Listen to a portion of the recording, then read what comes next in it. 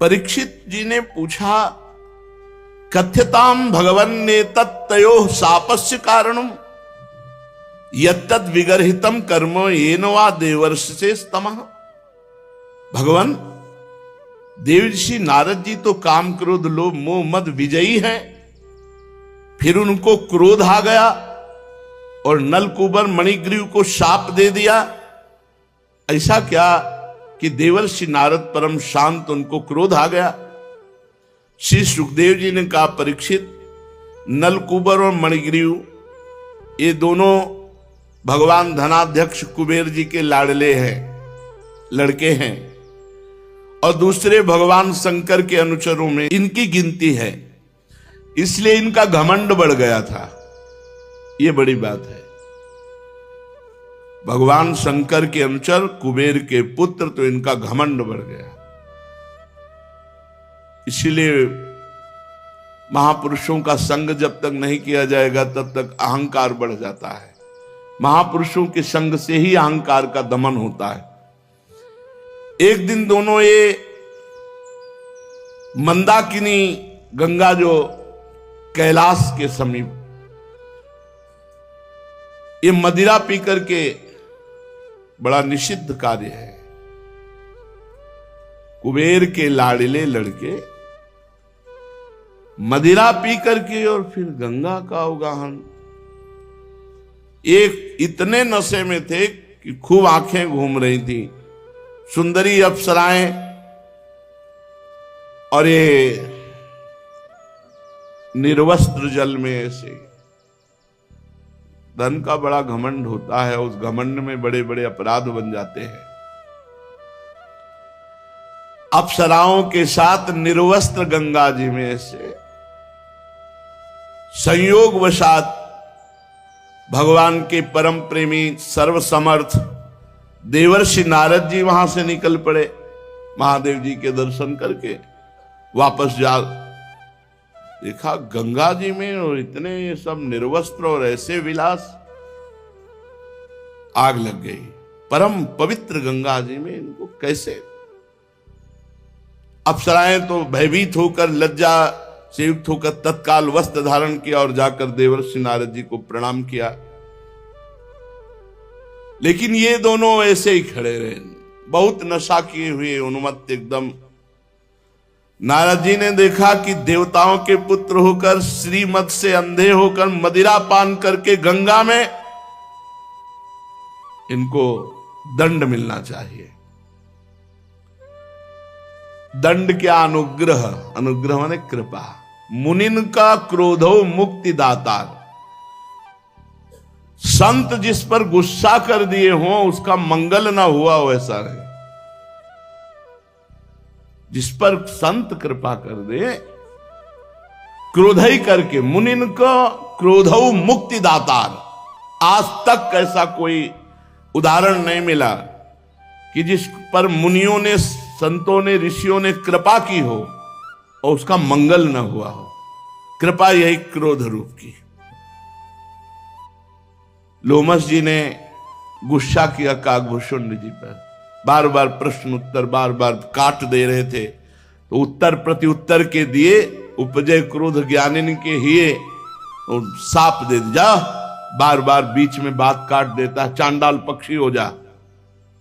बस तुरंत हो गए, तुरंत कौवा बन गए। प्रणाम किया, राम राम राम। देखा इसकी भक्ति तो सच्ची है। तो लौटा और वरदान की ऐसी झड़ी लगा दी, जहां तुम रहोगे योजन भर माया का प्रवेश नहीं होगा। तुम्हारी निरंतर भगवदाकार वृत्ति रहेगी। भगवान तुम पर विशेष कृपा है। झड़ी लगा दी वरदानों की।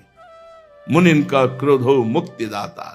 नारद जी ने देखा है डंग धड़ंग मदिरा पान की हुई ऐसे खड़े, इनको दंड मिलना चाहिए, इनका श्रीमद नशा उतरना चाहिए। अहंकार है, कुबेर के पुत्र है, कुबेर के पुत्र, धनाध्यक्ष त्रिभुवन के। नारद जी ने कहा जो लोग अपने प्रिय विषयों का सेवन करते हैं उनकी बुद्धि को सबसे बढ़कर नष्ट करने वाला ये धन संपत्ति का अहंकार है। इसमें हिंसा, रजोगुणी कर्म, कुलीनता आदि का अभिमान ये सब बुद्धि भ्रंशक हैं, पर सबसे ज्यादा ये धन का अहंकार, क्योंकि इसमें स्त्री सहवास, जुआ और मदिरा और मांस ये जुड़ जाता है।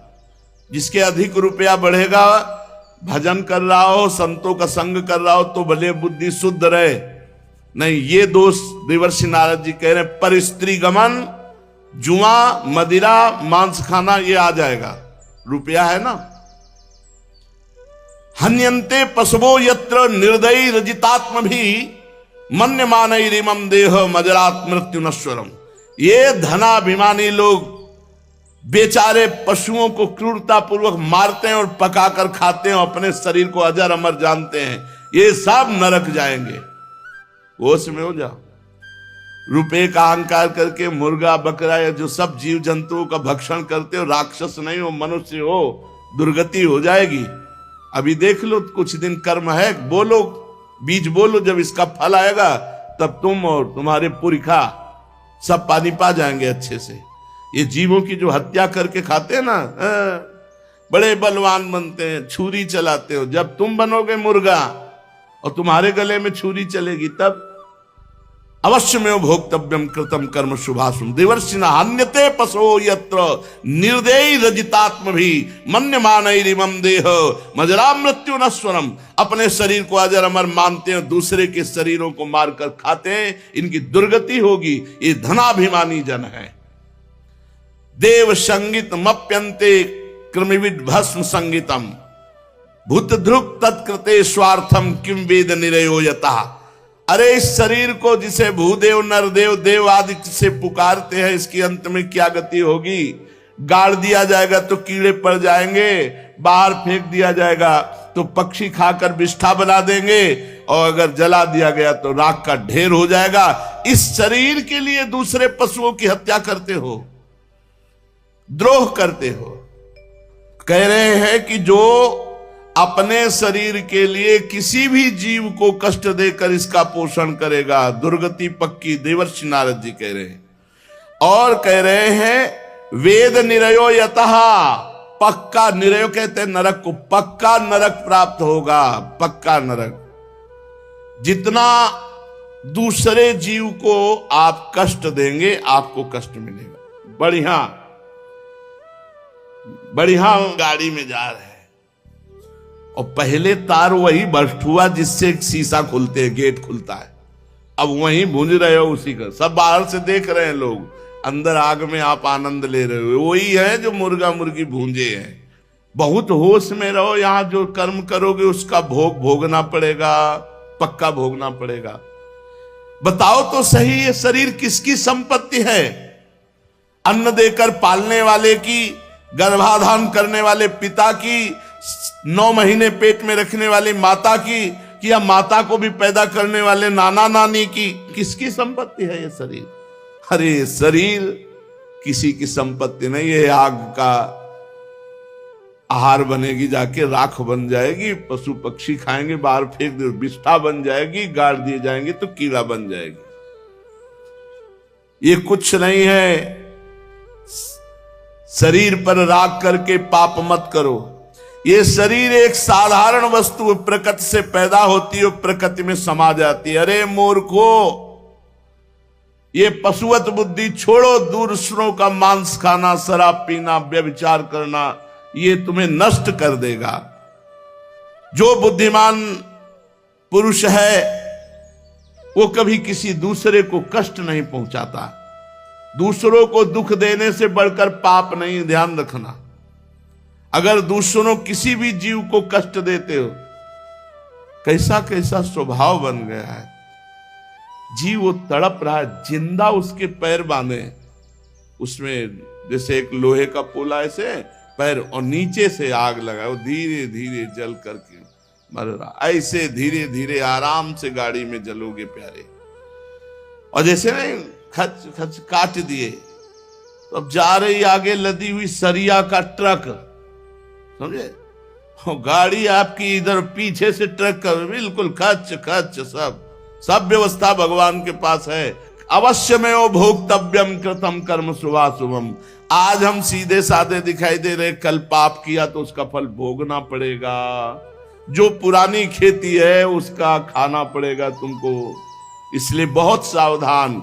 देवर्षि नारद जी कह रहे, जो इस शरीर को अपना आत्मा मानकर दूसरों को कष्ट पहुंचाएगा, उसके प्राण लेगा, उसको महान दुर्गति भोगनी पड़ेगी। ये धन के अहंकार से युक्त हो चुके हैं, इनको दरिद्रता का अंजन लगाना पड़ेगा, क्योंकि दरिद्र प्राणी कभी किसी दूसरे को कष्ट नहीं पहुंचाता।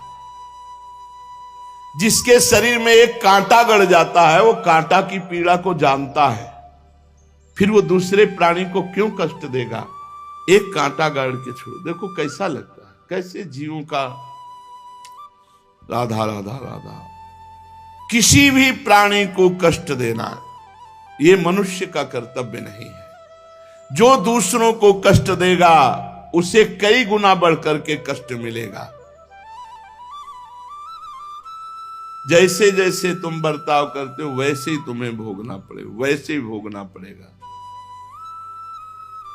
दरिद्र में अहंकार नहीं होता है, एकड़ी नहीं होती। दरिद्र आदमी सब अहंकारों से बच जाता है, और अगर कहीं उसे संत समागम मिल गया तो बहुत बढ़िया तपस्या आदि करके भजन करके भगवत प्राप्ति हो जाती है। ये जो अहंकारी लोग हैं बहुत पाप करते हैं, बहुत पाप। ये दिन भर पाप ही सोचा करते, क्योंकि इनको मौज चाहिए ना, तो पाप ही सोचते रहते।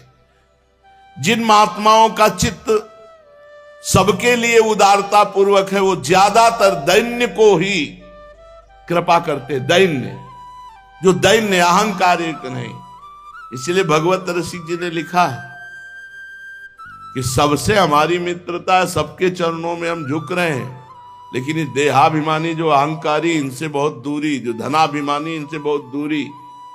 भूत भविष्य लोक में भये हुए हरि प्यारे, 300 व्यवहार हमारो अभिमानिनते न्यारे। ये धनी पुरुषों की चाटुकारिता नहीं करनी चाहिए। नहीं, भूत भविष्य लोक में जो भये हरि प्यारे, सबके हम दास हैं, सबकी सेवा, लेकिन धनाभिमानियों की नहीं, धनाभिमानियों से नहीं। अगर आप हमारे सामने 10 रुपए रखते हो तो मैं जानता हूं श्री जी ने भेजा है। हम आपको नहीं जानते, दोबारा मिलोगे तुम राधे से, हम तुमसे नहीं करेंगे। एक बार एक अपने प्रियजन को बताया था, ये जिंदगी भर रबड़ी खवाओ, लेकिन हम यही जानते विश्वम्बर भगवान के द्वारा आप भेजे गए हैं, इसलिए ऐसा हम आपका एहसान कभी नहीं मानेंगे। और यहाँ कई बार कह चुके हैं कि जिसको लगता है राधा केल कुंज हमसे चलते, तुम्हें कसम भगवान की यहाँ चवन्नी मत चढ़ाना। यहाँ भगवान से ही चलता है, भगवान के ही आश्रित है, और एक भी धनी ऐसा नहीं है, एक भी ऐसा। असत कर्म के द्वारा कमाई करने वाले धनियों के दान से बचो, चैन से नमक रोटी खा के राधा राधा बोलने की भावना रखो। रबड़ी रसगुल्ला खाओगे तो माथे से निकलेगा पक्का, वो उसके ईंट मारेगा, वो उसके डंडा मारेगा। ये है, हम प्रत्यक्ष की देखी हुई बात कह रहे। तो नारद जी कह रहे, दुर्गुणों के खजाना, दुराचारियों की जीविका चलाने वाले धन के अभिमानियों को दूर से इनकी उपेक्षा करो। इनको लगे कि सर्वत्र रुपए का जूता मारकर झुका लेते हैं, लेकिन एक स्थान है साधु महात्माओं का, जहां नहीं चलता। ए उठा, हमें नहीं जरूरत है, जा। सामने तो गुरुदेव भगवान के ऐसे कोई कर नहीं सकता। वो दर्शन करने गए थे, हम भी दर्शन करने गए थे, लौट के आए, सिलेंडर, चूल्हा, कुकर, कितनी चीजें ऐसे, सब पूरी व्यवस्था। क्योंकि गुरुदेव भगवान आज भी अपनी श्री जी का भोग अपने कर कमल से, गाय के गोबर के कंडे और लकड़ी से आज भी बनाते हैं, अपने कर कमल से। अस्वस्थ होंगे तो उपवास कर लेंगे, रोटी नहीं पाएंगे, स्वस्थ होंगे तो अपने कर कमल से बना के भोग लगाया, फिर पाया। जो हमारे दो का किसने रखा, हमें नहीं महाराज जी पता। सच्ची तो बोले उठाओ परिक्रमा मार्ग में रखे। सब परिक्रमा मार्ग में रख। थोड़ी देर में देखा इधर उधर वालों ने देखा कि नया सिलेंडर, नया चूल्हा, नया सब। ये है साधु महात्माओं का। हाँ, घर फूक तमाशा देख। यहाँ थोड़ी कितनी कीमती चीज है, बिल्कुल परिक्रमा मार्ग में रखो। कई चीजें ऐसी परिक्रमा मार्ग में। गुरु जी, एक भगत शिष्य महाराज जी के बोले, वृंदावन में जितने संत सबकी कुटिया में जाकर के सब निरपेक्ष, बिल्कुल निरपेक्ष। सदगुरुदेव भगवान बिल्कुल निरपेक्षता की मूर्ति। जो भगवत प्राप्त महापुरुष के लक्षण हैं वो सारे के सारे सदगुरुदेव भगवान के चरणों में प्रकाशित है। सारे के सारे वो सब जो कि संत महापुरुषों का बाहर भी संग किया गंगा किनारे, पूरे के पूरे। नारद जी कह रहे हैं जब तुम भगवान की शरण में हो, महात्मा हो, भगवत चरणारविंदों का मकरंद रस पीने वाले, इन दुर्गुणों के खजाने, दुराचारी की जीविका चलाने वाले, धन के अभिमानी दुष्टों की फिर चाटुकारिता की क्या आवश्यकता है? इनके पीछे पीछे डोलने की क्या आवश्यकता है? तदहम मत्तयोर माध्या वारुणया श्रीमदांधयो। देखो ना इनको, कुबेर के पुत्र हैं, मदिरा पीकर गंगा में खड़े, और कैसे खड़े? निर्वस्त्र खड़े। तमो मदम हरिष्यामि स्त्रैणयोर अजितात्मनो। आज मैं इंद्रियों के अधीन रहने वाले स्त्री लंपट, आज इनका नशा उतार दूंगा, आज इनको मैं ठीक करूंगा, इनके अहंकार को चूर चूर करूंगा। देखो तो सही, यदिमौ लोकपालस्य पुत्रो भूत्वा तमाप्लुतौ। परम पवित्र भगवान कुबेर के पुत्रों का मदिरा पान करते हैं, अप्सराओं के साथ वस्त्रहीन होकर गंगा में केल करते हैं, नंग धड़ंग, ना विवास समात्मानम, एक भी वस्त्र शरीर में नहीं, विजानीता सुदुर्मदौ। ये बिल्कुल दुष्टता को प्राप्त हो गए। जाओ मैं साप देता हूं, वृक्ष योनि को प्राप्त हो जाओ। वृक्ष योनि हो जाने पर जब सर्दी गर्मी धूप बरसात सब सहोगे ना, तब तुम्हें पता चलेगा। देवताओं के 100 वर्ष तक, देवताओं के 100 वर्ष, अब तो उनका नशा उतर गया। भागे और देवर्षि नारद जी के चरणों में गिरे, कहा प्रभु मेरा उद्धार भी तो बता दो कैसे होगा, हे नाथ दया करो। बहुत चरणों में गिड़गिड़ाए। संतों का हृदय बहुत करुणा में होता है। ठीक है, देवताओं के 100 वर्ष व्यतीत हो जाने पर भगवान श्री कृष्ण चंद्रजू का प्रादुर्भाव होगा, और जब भगवान श्री कृष्ण चंद्रजू तुम्हारा स्पर्श करेंगे तब तुम पुनः अपने स्वरूप में आओगे। देवर्षि नारद इस प्रकार कह करके वहां से नारायण नारायण नारायण वीणा में भगवान नाम ध्वनि करते हुए भगवान नर नारायण के आश्रम चले गए। नलकूबर मणिगिर तुरंत वृक्ष हो गए, पर कहां हुए? ब्रज में आकर। ये नारद जी की विशेष कृपा, इनका नाम हुआ यमलार्जुन। अब भगवान इनका उद्धार करने का समय आ गया है, तो धीरे धीरे उखल घसीटते हुए यमलार्जुन की तरफ चले। भगवान ने सोचा देवर्षि नारद मेरे अत्यंत प्यारे हैं, और ये दोनों मेरे महान भक्त कुबेर के लड़के हैं, इसलिए देवर्षि नारद जी के वचन पूरा करने और उनका उद्धार करने का समय आ गया है। ये विचार करके भगवान उखल को घसीटते हुए यमलार्जुन वृक्ष के समीप गए। यमल और अर्जुन बीच में उखल, और भगवान उस पार। भगवान दूसरी ओर निकल गए। उखल टेढ़ा होकर दोनों वृक्षों में अटक गया। दामोदर भगवान के कमर में रस्सी कसी हुई थी, मारा एक झटका। अनंत बलशाली भगवान की एक झटका लगते ही जड़ से उखड़ गए यमलार्जुन वृक्ष। शाखाएं, छोटी छोटी डालियां, पत्ते सब कांप गए, और बड़ी जोर से तड़ातड़ शब्द करते हुए दोनों नीचे गिर पड़े।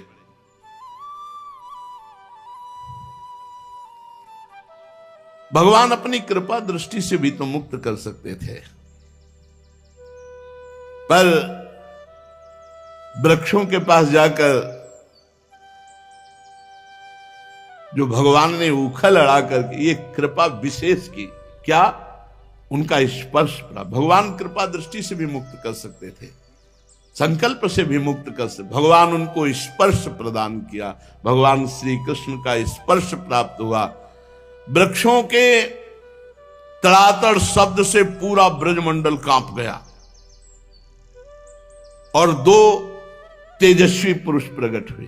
सारा पाप नष्ट हो चुका था। उनके तेज से दिशाएं दमक उठी।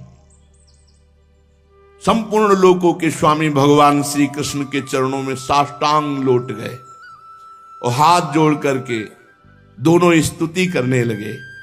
कृष्ण कृष्ण महायोगिस् त्वमाद्यः पुरुषः परः व्यक्त्या व्यक्तमिदं विश्वं रूपं ते ब्राह्मणा विदुः त्वमेकः सर्वभूतानां देहास्वात्मेन्द्रियेश्वरः त्वमेव कालो भगवान् विष्णुरव्यय ईश्वरः त्वं महान् प्रकृतिः सूक्ष्मा रजः सत्त्वतमो मयि त्वमेव पुरुषोऽध्यक्षः सर्वक्षेत्र विकारवित्। हे कृष्ण सच्चिदानंदमय श्री कृष्ण, सबको अपनी ओर आकर्षित करने वाले योगेश्वर श्री कृष्ण, आपको नमस्कार है। आप प्रकृति से अतीत स्वयं पुरुषोत्तम हैं। वेदज्ञ ब्राह्मण ये बात जानते हैं कि ये व्यक्त और अव्यक्त संपूर्ण जगत हे श्री कृष्ण आपका ही रूप है। आप ही समस्त प्राणियों के शरीर बने हैं, प्राण बने हैं, अंतःकरण बने हैं, इंद्रिया बने हैं और इनके स्वामी भी आप ही हैं। आप ही सर्वशक्तिमान काल, सर्वव्यापक एवं अविनाशी ईश्वर, आप ही महातत्व वह प्रकृति हैं जो अत्यंत सूक्ष्म एवं सतोगुण रजोगुण तमोगुण रूपा है। आप ही समस्त प्रकृति के गुणों और विकारों के द्वारा आप पकड़ में नहीं आ सकते। स्थूल और सूक्ष्म शरीर के आवरण से ढका हुआ ऐसा कौन सा पुरुष है जो आपको जान सके, क्योंकि आप तो उन शरीरों के पहले भी एक रस विद्यमान थे।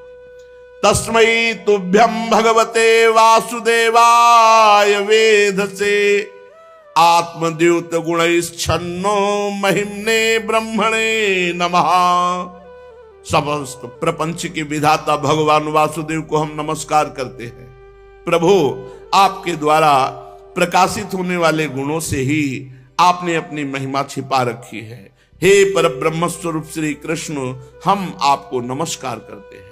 आप प्रकट शरीर से रहित, फिर भी जब आप ऐसे पराक्रम प्रकट करते हैं जो साधारण शरीरधारियों के लिए शक्य नहीं है और जिनसे बढ़कर क्या उनके समान भी कोई नहीं कर सकता, तो पता चल जाता है कि आपका अवतार हो गया है।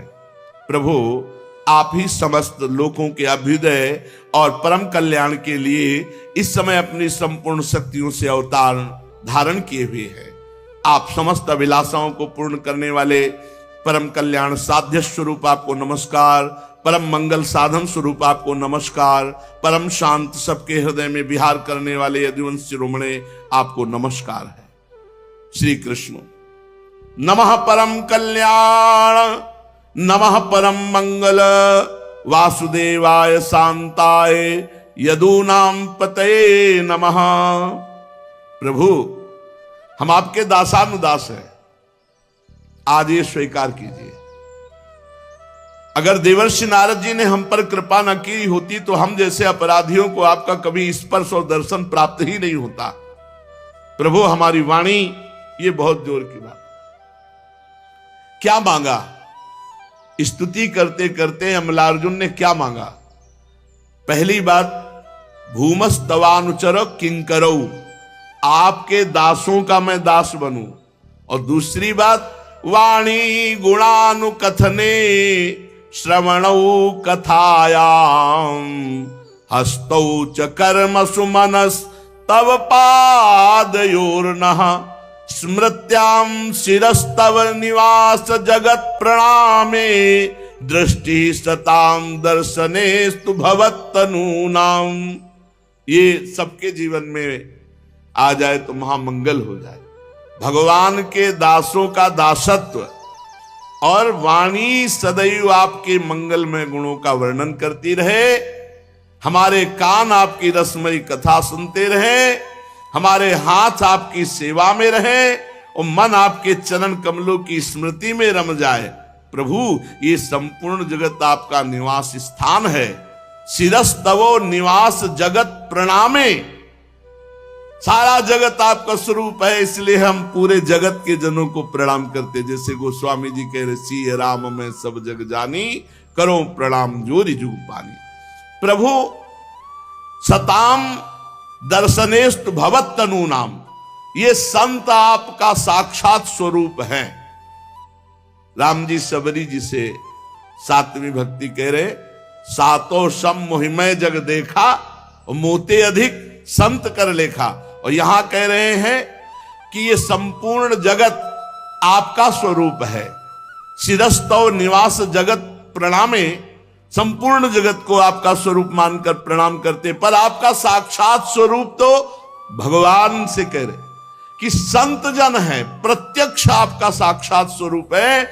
इसलिए ऐसी कृपा करो कि हम अपने नेत्रों से संतों के दर्शन करते रहें।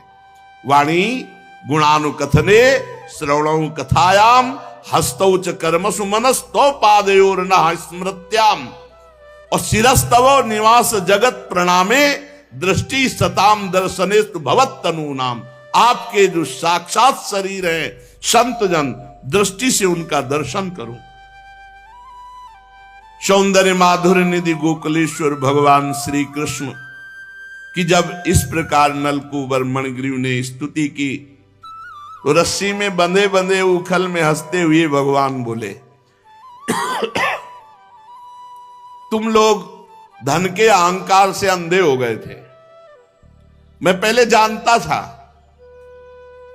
सही पूछो तो ये कृपा भगवान ने ही की, देवर्षि नारद जी को भेजकर। कह रहे मैं जानता था कि तुम अहंकार से युक्त हो गए हो। और सुनो राम कर सहज स्वभाव, जन अभिमान न हो। भगवान को अभिमान अच्छा नहीं लगता, और कहीं उनके जनों में हो तब तो फौरन ऑपरेशन शुरू हो जाएगा। तो डॉक्टर भेजा, देवर्षि नारद जी को ऑपरेशन कर दिया। परम कारुणिक देवर्षि नारद ने साप दे करके तुम पर बड़ी कृपा की। देखो संतों का साप भी कृपा होता है। जिनकी बुद्धि समदर्शिनी है, हृदय पूर्ण रूप से मेरे प्रति समर्पित है, उन संतों का दर्शन हो जाए तो इस जीव का निश्चित उद्धार होगा। महत्संगस्तु दुर्लभो अगम्यो अमोघश्च।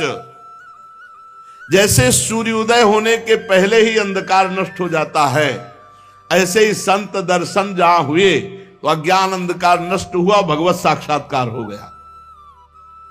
इसलिए नलकूबर मणिग्रीव, तुम लोग मेरे परायण होकर अपने अपने स्थान को जाओ। अब तुम लोगों को हमारा दर्शन हो गया है, अब तुम संसार चक्र में नहीं पड़ोगे। मेरी अनन्य भक्ति तुम्हारे हृदय में जागृत हो जाएगी। जब भगवान इस प्रकार उन दोनों को कहा, उन दोनों ने भगवान की 4 परिक्रमा की और बार बार प्रणाम किया और अंतर्धान हो गए। ऊखल में बंधे हुए सर्वज्ञ भगवान, पूरा ब्रज में वो शब्द गया था, तड़तड़ाहट का वृक्ष का, भागे सब उस आवाज की तरफ। और जब ये पता चला मैया को कि उखल सहित लाला नहीं है घर में, अरे तो पूछो, भारी व्याकुलता। हाय मैंने ऐसा क्यों किया, क्यों उसे बांध दिया। वो तो उखल ही से, उखल में बांधा था, कहीं जाएगा नहीं, उखल ही सहित ले गया। अब तो और मैया व्याकुल। बाबा दौड़ करके सब ब्रजवासी वहां गए। ऐसा लगा कि जैसे बिजली गिर गई हो। सबके सब भयभीत होकर उधर गए तो देखा विशाल वृक्ष, बहुत समय से, अब देवताओं के 100 दिव्य वर्ष से वो खड़े थे, तो कितने बड़े होंगे। यमलार्जुन के वृक्ष जड़ से उखड़े पड़े थे। वहां पहुंचने पर अर्जुन वृक्ष गिरे हुए, उनके बीच में उखल में बंधे हुए श्री कृष्ण, और स्पष्ट कारण दिखाई दे रहा, दोनों उखल के किनारे फंसे हुए हैं वृक्ष में, और बीच में श्री कृष्ण। लेकिन कोई सोच भी नहीं सकता है कि श्री कृष्ण ने वृक्षों को उखाड़ा है। ये सब सोच रहे कि ऐसी घटना कैसे हुई, ना तूफान चला ना आंधी चली, और ये दोनों वृक्ष कैसे जड़ से उखड़ गए। तो वहां जब उखल घसीट के ला रहे थे तो कुछ बालक देख रहे थे, पूरी लीला देखी। बालकों ने कहा, बाबा हम बताएं, ये जो दोनों वृक्ष गिरे कन्हैया ने गिराया है, ये कन्हैया का काम है। दोनों वृक्षों के बीच में इसने उखल फंसाया, और जब उखल फंस गया तो ऐसा झटका मारा कि दोनों वृक्ष उखड़ गए, और हमने इन दो वृक्षों में से दो दिव्य पुरुष निकलते हुए देखे जो बहुत चमक रहे थे। और बाबा वो बार बार इनकी दंडवत कर रहे थे, प्रार्थना कर रहे थे, कह रहे थे भगवान भगवान, ऐसा कह रहे थे। चल गोपाल को, इतना छोटा कन्हैया इतने बड़े बड़े वृक्ष उखाड़ देगा? अरे एक नन्हा सा बच्चा जो घास उखाड़ नहीं सकता है वो वृक्षों को उखाड़ देगा? संभव नहीं है। पर कुछ वयोवृद्धों ने कहा बाबा पूतना की छाती में यही था, छकड़ा में लात इसी ने मारा था, बालकों ने भी बताया था। आप माने नहीं, हो सकता है श्री कृष्ण में ऐसी कोई यौगिक सिद्धि हो जिससे ऐसा किया हो। अरे नंद बाबा ने कहा तुम सब क्या बक रहे हो, मेरा बच्चा दौड़ वात्सल्य दौड़ के गए और बाबा ने रस्सी की गांठ उखल से खोली, छाती से लगाया और यशोदा मैया से डांट कर कहने लगे तुम्हें क्या सूझ गया है, लाला को ऐसे उखल में बांधना चाहिए, रस्सी में बांधना चाहिए, क्या कमी अपने घर में अगर माट फोड़ दिया दही। अब मैया तो आंसू बह रहे कि गलती हो गई, लाला को कष्ट से बचा लिया हमारे भगवान नारायण ने, नहीं कहीं वृक्ष के नीचे दब जाता, ये नहीं पता साक्षात नारायण का अंशी ये श्री कृष्ण है। सर्वशक्तिमान भगवान को गोद में उठा लिया बाबा और मैया ने बड़ा दुलार करते हुए ले गए। फिर अभिषेक आदि करके विप्रों को बुलाया, दान पुण्य किया। कभी कभी गोपी भी स्तोभितो नृत्यत भगवान बालवत क्वचित उद्गायति क्वचिन मुग्धस तद्वशो दारु यंत्रवत। कभी कभी गोपियां बुला लेती, 8-10 खड़ी हो गई, तालियां बजाए, नाच लाला नाच के दिखा, ये नाच रहे श्री कृष्ण चंद्र। कभी कभी भोले अनजान बालकों की तरफ खड़े हो जाते, ए गा, तू कुछ गा के सुना, गाने लगते। आहा उद्गायति क्वचिन मुग्धस तद वशो दारु यंत्रवत, गोपियों के हाथ के कठपुतली। और वैसे क्या कहा गया है, उमा दारू जो सित की नाई, सब ही नचावत राम गोसाई। और ये यहां स्वयं दारु यंत्रवत गोपियों के हाथ की कठपुतली, जैसा गोपी चाहे वैसे नचावे। कभी कोई गोपी कहती ए लाला वो बैठने का पीढ़ा तो लाना, सर पर पीढ़ा लगकर। दूसरी कहती तौलने वाला बटखेरा उठा लाना, बांट उठा के दे। कोई कहती मेरी खड़ाऊ ले आना, पादुका माथे पे रख के ला रहे। अपने प्रेमी भक्तों की सेवकाई करते हैं। कभी कभी गोपी कहती लाला पहलवान कैसे होते हैं, तो वैसे अकड़ में खड़े हो गए, ताल ठोकते, भुजा ठोकते, ऐसे साधारण बालकों की तरह। सर्वशक्तिमान भगवान बाल लीलाओं से ब्रजवासियों को आनंदित करते। संसार में जो भगवान के रहस्य को जानने वाले हैं उनको ये दिखाते कि देखो मैं ईश्वरों का ईश्वर होकर अपने भक्तों के, अपने सेवकों के वश में हूं। यमलार्जुन वृक्ष को तोड़ने वाले भगवान खेलते खेलते यमुना तट पर पहुंच जाते, वहां खेलने लगते। रोहिणी देवी पुकारती ओ बलराम, ओ श्याम जल्दी आओ। पर कितना भी पुकारे रोहिणी मैया, ये यमुना किनारे खेलने में ही मस्त रहते सखाओं के साथ। जब नहीं आते तब रोहिणी जी कहती यशोदा जी से कि आप जाओ, आपके कहने से आएंगे, मेरे बुलाने से तो आते नहीं। श्री कृष्ण और बलराम ग्वाल बालकों के साथ बहुत देर से खेल रहे हैं।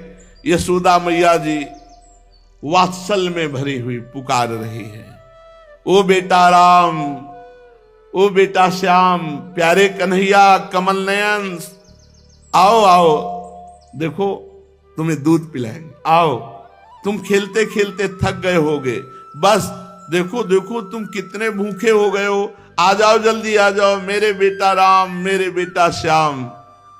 क्या सौभाग्य है। समूचे कुल को आनंद देने वाले बलराम तुम अपने छोटे भाई को जल्दी से ले आओ, देखो आज तुमने बहुत सवेरे कलेऊ किया था, कितनी देर हो गए खेलते हुए, आओ अब तुम्हें भोग पाना चाहिए। बेटा बलराम ब्रजराज भोजन करने के लिए बैठ गए, अभी तुम्हारी बाट देख रहे हैं, आओ आनंदित करो बालको, तुम भी अपने अपने घरों को जाओ और वहां भोग प्रसाद पाओ। बेटा श्याम, तुम्हारा एक एक अंग धूल से लथपथ हो रहा है, पहले तुम्हें स्नान कराएंगे और फिर ब्राह्मणों को दान देंगे। देखो देखो तुम्हारे साथियों को उनकी माताओं ने नहला धुलाकर मीज पोछ कर कैसे सुंदर सुंदर वस्त्र धारण कराए, तुम भी चलो ना, नहा धोकर खा पी कर पहन ओढ़कर फिर खेलना। यशोदा मैया की प्रेम भरी बातें सुनकर चराचर जगत के शिरोमणि भगवान दौड़ पड़ते। बलराम जी हाथ पकड़े हुए हैं और घर की तरफ आते, मैया उन्हें गोद में उठा लेती, मंगल में जल से स्नान कराती, फिर सुंदर श्रृंगार करती और फिर बाबा के साथ बैठ करके भोजन लीला होती। रोज नित्य नए नए आनंद नंद नंदन बरसा रहे हैं। नंद बाबा ने जिस दिन से वृक्ष उखड़ा था, पूतना पधारी थी, सकट गिरा था, सकट भंजन लीला, तो सब ब्रजवासी बैठे और कहा कि कोई नया उत्पात न हो जाए, हमें लगता है कि हमको इस पर विचार करना चाहिए कि स्थान परिवर्तन करना चाहिए। उनमें से एक गोप का नाम उपनंद था, उन्होंने बड़ी अवस्था में थे और ज्ञान में भी बड़े पहुंचे हुए थे, तो उनको पता था किस समय कैसा व्यवहार करना चाहिए। साथ ही वो कृष्ण बलराम को प्राणों से भी अधिक प्यार करते थे, उनके भी हृदय में था कोई स्थान परिवर्तन किया जाए, नहीं कोई अमंगल न हो जाए यहां महावन में। तो उनका भाइयों यहां बड़े बड़े उत्पात हो रहे हैं जो श्याम और बलराम और हम ब्रजवासियों के लिए भी अनिष्टकारी है। यदि हम गोकुल और गोकुलवासियों का भला चाहते हैं तो अब यहां नहीं टिकना चाहिए। देखो ये नंदराय का लाडला सबसे पहले तो बच्चों के लिए काल स्वरूपिणी हत्यारी पूतना के चुंगल से छूटा। इसके बाद भगवान की दूसरी कृपा हुई कि छकड़ा गिरते गिरते बचा। तीसरा तृणावर्त बवंडर रूप दैत्य आकाश में ले गया, भारी विपत्ति मृत्यु के मुख में ही ये बालक था, फिर भी हमारे भगवान श्री हरि ने रक्षा की कि इसका बाल बांका भी नहीं हुआ। इसलिए अब हमें लगता है, देखो अभी दो भयानक वृक्ष गिरे, हमें लगता है कि गोकुल में कोई अनिष्ट ना हो जाए, इसलिए हमको यहां से अन्यत्र चलना चाहिए। तो ये हुआ कि अन्यत्र कहां चलना चाहिए, तो बोले वनम वृंदावनम नाम पशव्यम नवकाननम गोप गोपी गवाम सेव्यम पुण्यादि तृणवीरुधिम। चलो वृंदावन चला जाए, क्योंकि वृंदावन में बहुत से नए नए कुंज निकुंजे बन हैं और पास में ही गिरिराज पर्वत है, बड़ा वहां पवित्र झरने झर रहे हैं, पशुओं के लिए घास, हरी भरी लता वनस्पति, गोप गोपी गौओं के लिए वृंदावन सबसे सुविधाजनक रहेगा। यदि आप लोगों को बात जचती हो तो हां बोलिए। सब गोपों ने एक साथ में हां कह दिया, गोष्ठ वृंदावन।